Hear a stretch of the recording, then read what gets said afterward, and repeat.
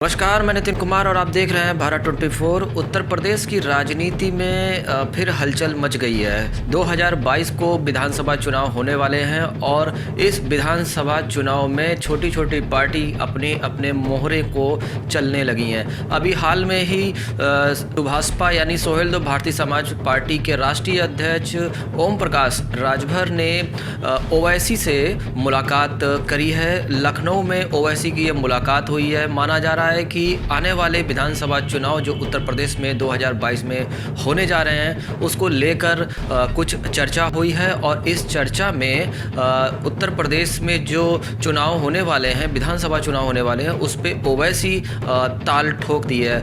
आपको ये भी बता दें कि बिहार चुनाव में जिस तरीके से ओवैसी की पार्टी ने बहुत अच्छा प्रदर्शन करके 5 सीटों में विजय दर्ज करी है, जिसको लेकर उनको लग रहा है कि उत्तर प्रदेश में भी वो अच्छा खासा प्रदर्शन कर सकते हैं। मुस्लिम वोट जो उत्तर प्रदेश का पारंपरिक वोट बैंक समाजवादी पार्टी की तरफ रहा है और बसपा, सपा और कांग्रेस में ये मुस्लिम वोट बैंक जाता है। लेकिन ओवैसी जब उत्तर प्रदेश में चुनाव के लिए एक ज़मीन तलाश रहे हैं तो इस चीज़ को आप समझ सकते हैं कि मुस्लिम वोट बैंक क्या ओवैसी की ओर जाएगा, ये तो फ़िलहाल देखने वाली बात होगी। लेकिन कुल मिलाकर 2022 के लिए ओवैसी भी अपनी ज़मीन तलाशने के लिए उत्तर प्रदेश के कई ज़िलों में दौरा करने वाले हैं। जहाँ तो दिलों की मुलाकात होगी, जुबां चुप रहेगी मगर बात होगी। राजनीति के दौर में अगर दो नेता एक जगह मिले तो उसका अर्थ तो आप लोग खुद मास्टर हैं। बड़े भाई बैठे हैं। नहीं, मैं तो इसमें छोटा भाई हूँ।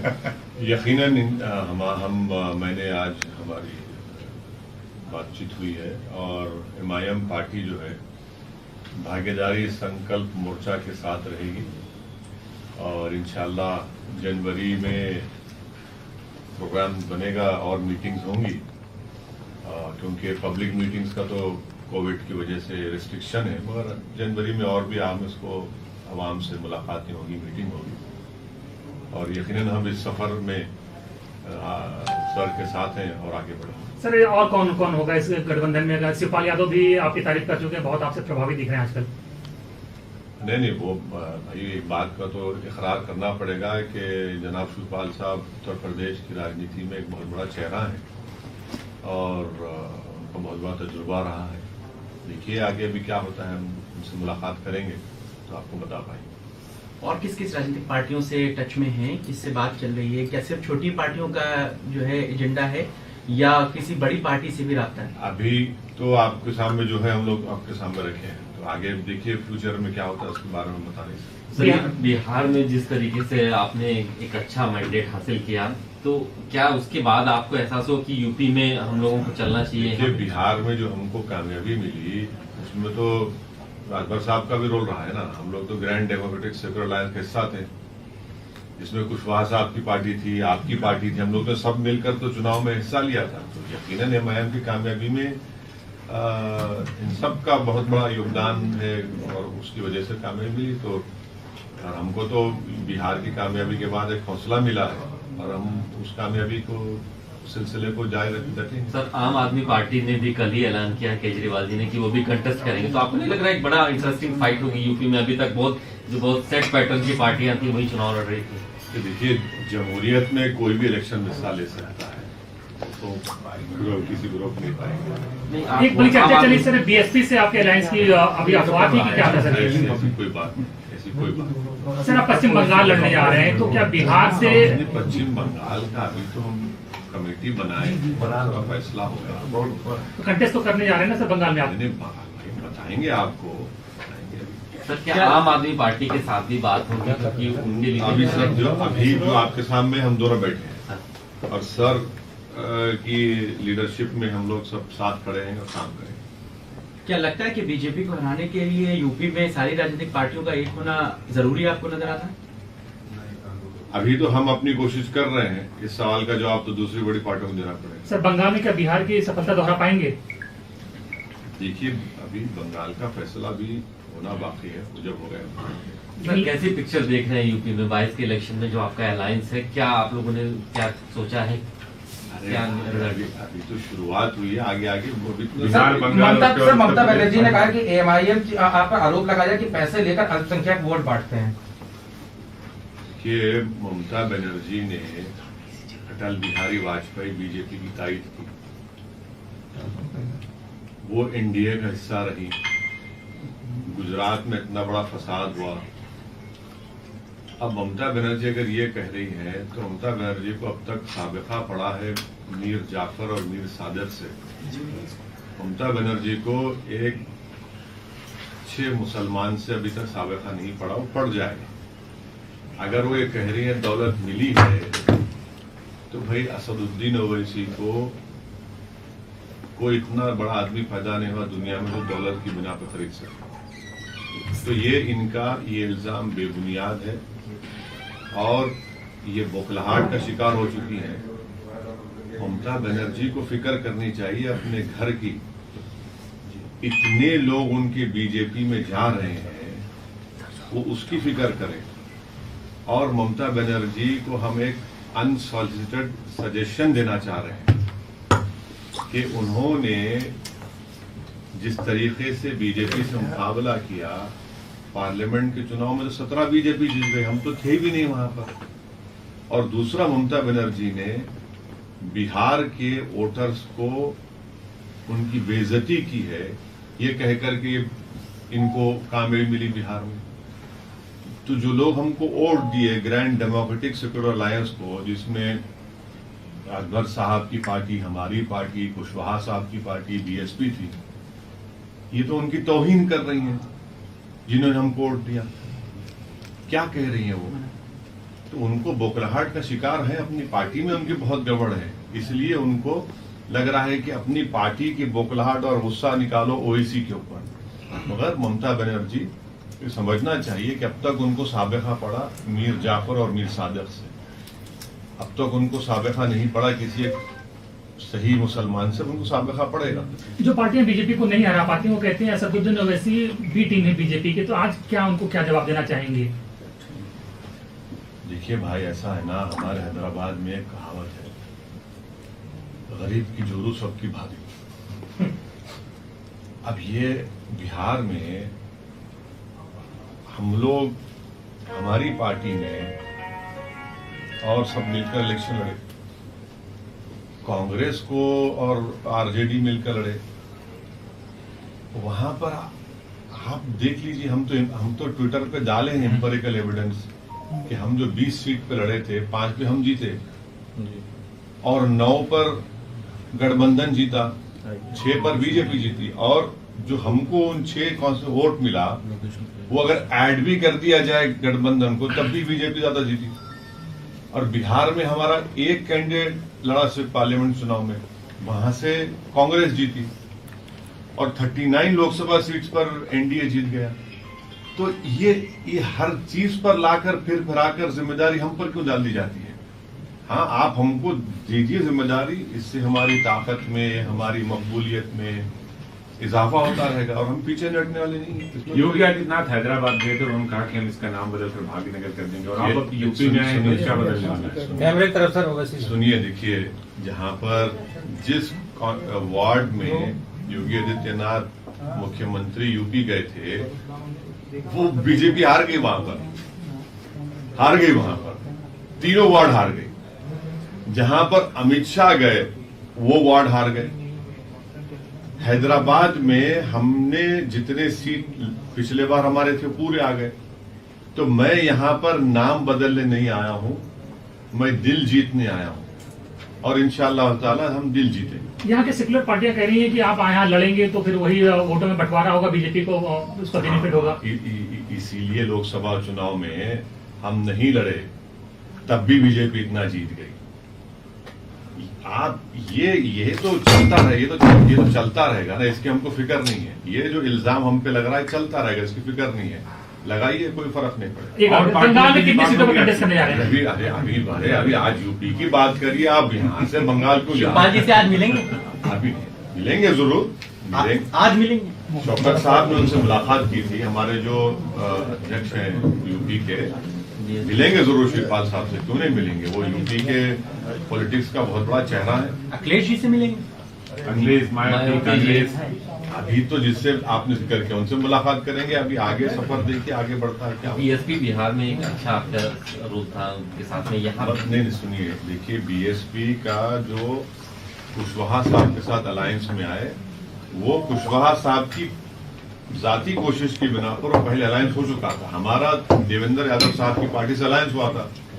उस वक्त कुशवाहा साहब ने बीएसपी को, राजभर साहब को लेकर एक अलायंस बना चुके थे। बाद में उन्होंने हमको दावत दी, हम उसका कि शिक्षा स्वास्थ्य, दुनिया के तमाम देशों में गरीबों को अगर शिक्षा और स्वास्थ्य फ्री है तो उत्तर प्रदेश में भी शिक्षा और स्वास्थ्य फ्री होना चाहिए। इसके लिए हमारा मोर्चा कटिबद्ध है। ये तो केजरीवाल भी कहने से और करने से तो बहुत अंतर है ना।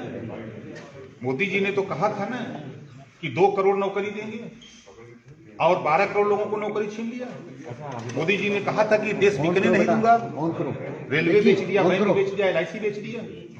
मोदी जी ने कहा था GST आएगी तो एक देश होगा, एक टैक्स, GST आ गई, बर्बाद कर दिया देश को। GDP कहाँ चली गई, मुंह के बल धरती पे गिर गई। तो कहने से और करने से बड़ा अंतर है। 74 साल की आजादी में क्या हो रहा है, आप कर लेंगे। अब सत्ता आने दीजिए ना। गठबंधन पे चर्चा हुई है या गठबंधन आप लोग करके लड़ेंगे तय हो गया? देखिए, पहली मुलाकात हमारी है, आप लोगों के सामने भाई ने बताया कि हम मोर्चे में मिल करके हम लोग चुनाव लड़ेंगे। इस मोर्चे में और लोगों का प्रयास हो रहा है कि और लोग आए। अब कौन कौन लोग आएंगे, जैसे आते रहे कि हम आपको चेहरा कौन है इस अलायंस का, चेहरा कौन है?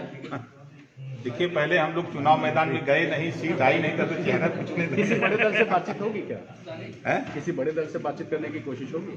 देखिए, सच्चाई तो ये है कि आज के तारीख में चाहे सपा हो, चाहे बसपा हो, चाहे कांग्रेस हो, अकेले अकेले किसी की कुवत नहीं है। मतलब आप मानते हैं बीजेपी मजबूत है? आज भी मजबूत है। बगैर मोर्चे के किसी की कुवत नहीं है कोई आगे बढ़ सके। तो जो सच्चाई उसको कह रहा हूँ। ओवैसी साहब को बीजेपी की बी टीम कही जाती है, आप लोग उनके देखिए, ओवैसी को बी टीम कह सकते हैं इस नाते कि ओवैसी जी एक बड़ी ताकत है और बीजेपी ओवैसी जी से लड़ी है। पूरे देश में हैदराबाद के चुनाव को आपने देखा होगा तो पूरे टीवी पर आपके चैनलों पर सिर्फ बयान आता था, चाहे अमित शाह जी का आया हो, चाहे योगी जी का आया हो, चाहे किसी के नेता का बीजेपी का बयान आया तो उनके बयान में सिर्फ ओवैसी जी थे, दूसरा कोई नेता नहीं था। अब उसको आप क्या कहेंगे? ठीक, मैं खत्म। एक सवाल अरे कितना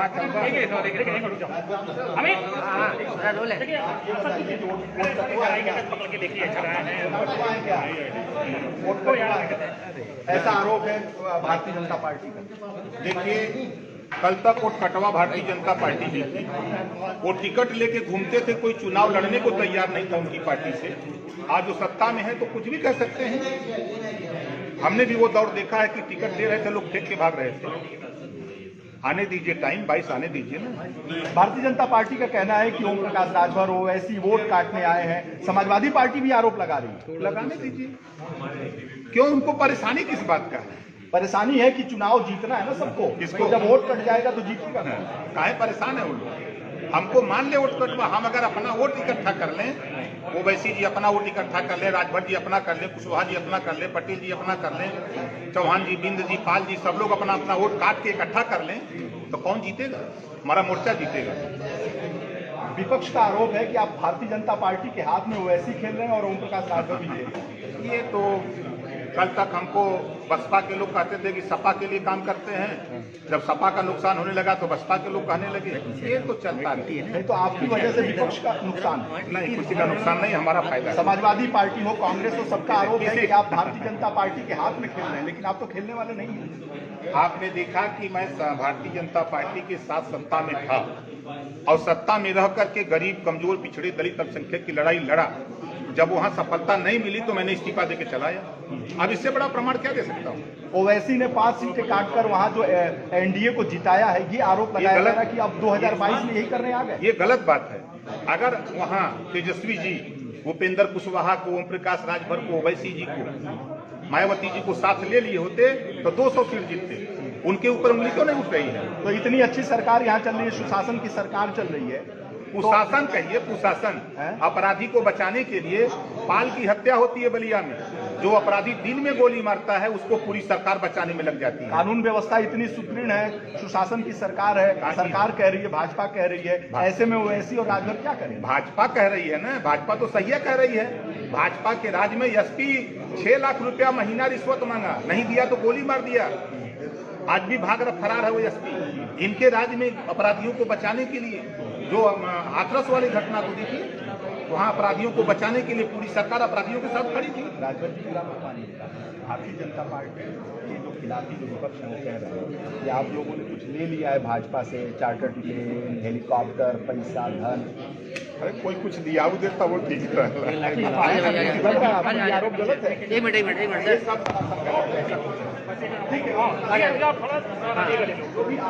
वहीं शिवपाल की पार्टी प्रसपा यानी प्रगतिशील समाजवादी पार्टी भी इस समय अलग दलों के साथ गठबंधन का मूड बना चुकी है। और जिस तरीके से अखिलेश यादव ने अपनी प्रेस कॉन्फ्रेंस में एक सीट देकर शिवपाल यादव को झकझोरने का काम किया और उन्होंने साफ तौर पर कह दिया जब तक हमको सम्मानजनक सीटें नहीं मिलेंगी तो सपा के साथ समझौता या गठबंधन हम नहीं सोचेंगे। तो वो भी एक अलग तरीके से जाने की कोशिश कर रहे हैं और छोटे छोटे दलों के साथ मिलकर एक नया गठबंधन बनाकर 2022 के चुनाव लड़ने की तैयारी की जा रही है। आपको ये भी बता दें कि ओम प्रकाश राजभर शिवपाल से पहले भी मुलाकात कर चुके हैं। ओम प्रकाश राजभर भीम आर्मी के संस्थापक चंद्रशेखर रावण के साथ भी मुलाकात कर चुके हैं। छोटे छोटे दलों के साथ वो गठबंधन के लिए बात कर रहे हैं। राजभर ने पहले भी मुलायम सिंह यादव से मुलाकात करी है और अखिलेश यादव ने पहले भी ये बात बोली है कि वो छोटे दलों के साथ जाएंगे और बड़े दलों के साथ गठबंधन नहीं करेंगे। इससे एक चीज़ तो समझ सकते हैं कि समाजवादी पार्टी भी इस गठबंधन का हिस्सा बन सकती है। वहीं पर बीजेपी के लिए एक बहुत बड़ी चुनौती का सामना बीजेपी कर सकती है, क्योंकि मुस्लिम वोट बैंक जो कि बीजेपी की तरफ 1 या 2% ही जाता होगा, लेकिन अब वो पूरा वोट बैंक इन पार्टियों पर कन्वर्ट हो सकता है, जिसमें साफ तौर पर जो अन्य पार्टियां उनको नुकसान होता दिखाई दे रहा है। लेकिन 2022 से ठीक पहले यानी जिला पंचायत के जो चुनाव होने वाले हैं उसको लेकर ये लोग एक रणनीति के तहत सारी जो योजनाएं हो रही हैं वो बनाई जा रही हैं, जिसमें जिला पंचायत, क्षेत्र पंचायत और जो ग्राम पंचायत के चुनाव होने वाले हैं उस पर एक अहम जिम्मेदारी बनकर सामने उभरें और सीटें निकाल पाएँ। ये था खास प्रोग्राम। अगर आपने हमारे YouTube चैनल को सब्सक्राइब नहीं किया है तो सब्सक्राइब कर लीजिए। फेसबुक पेज को लाइक नहीं किया है तो उसको लाइक कर लीजिए। तो बने रहिए हमारे साथ और देखते रहिए भारत 24। नमस्कार। 64 सफेद काले खानों पर बिछी सत्ता की वो बिसात, जिसकी हर चाल छल, कपट और भ्रम से भरी है।